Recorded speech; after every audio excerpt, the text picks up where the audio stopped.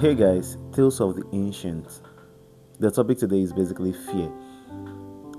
I'm going to walk across mythology the best that I can and also normal personal life and talk about how fear have kind of like imposed certain decisions or pushed people to certain decisions across mythology. Let's take the idea of Kronos, for example. He's a very, very good depiction when it comes to fear. Kronos is seen as this very, very powerful, very, very big, very, very strong titan from the Greek mythology. Those guys that were regarded as the elder gods because they were the next generation after the primordials in Greek mythology. Now, these guys were massive. Their power was enormous. They had power to do anything. Up until today, he heard the prophecy that because with the power he has, he overthrew his father, pushed them out of the throne, and he took the throne for the Titans and became the god of the Titans or the king of the Titans, and by extension, king of all Greek mythology at the time, or everything existing at that time. Then the prophecy came that just the way you have overthrown your father, you birth a son that would overthrow you too. Fear. This fear entered him and pushed him into doing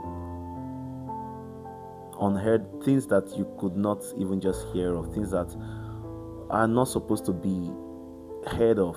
That's just how I can put it. What was he doing? He was swallowing his children one after the other. He was basically consuming his children at a very, very young age. He did not even allow them grow. This was the father. He did not allow them grow to any point at all. He started swallowing them one by one. But we all know how that story went.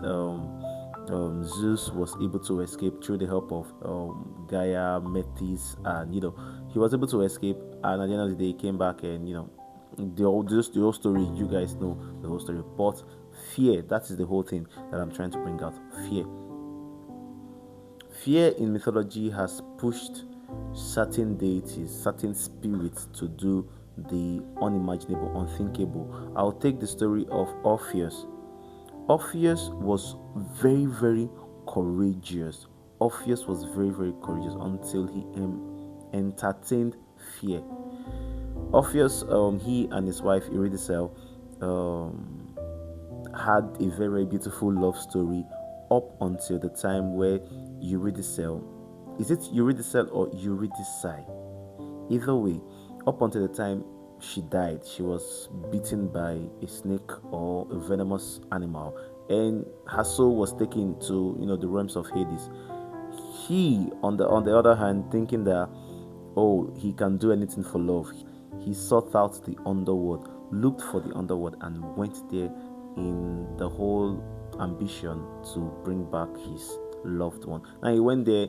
The myth goes that on his way there, he was accompanying beasts upon beasts, and his music that he was playing was calming the biggest beast, the most dangerous beast that he could have encountered there. His music was so sweet that every beast was succumbing, and he even played this music to Hades and Persephone herself or themselves, and they were entertained and they enjoyed it, and they offered him the opportunity to go and fetch his loved one, but on one condition: you would get out of this underworld. There's going to be a pathway that will be shown to you, and you're going to go out of the underworld.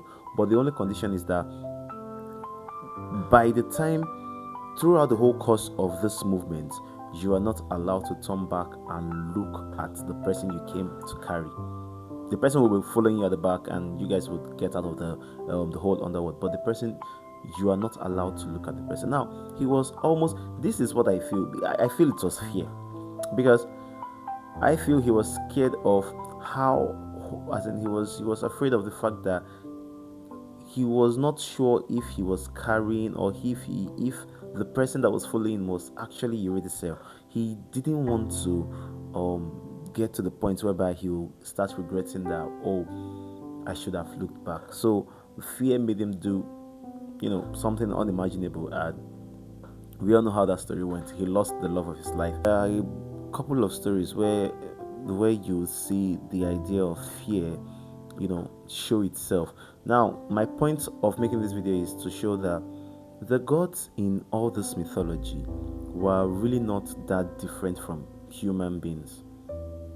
They had fear, they had guilt, they had envy. Oh, they had envy. We'll have another video entirely for envy. In fact, that will cut across a whole lot of mythology. They had envy, and they had the hunger for more power. They are basically not that far from human beings as we know ourselves, just deified figures, if I may say so. Yeah, let's come to the end of this video, and thank you for joining me on Tales of the Ancient with Mark. Tales of the Ancient with Mark.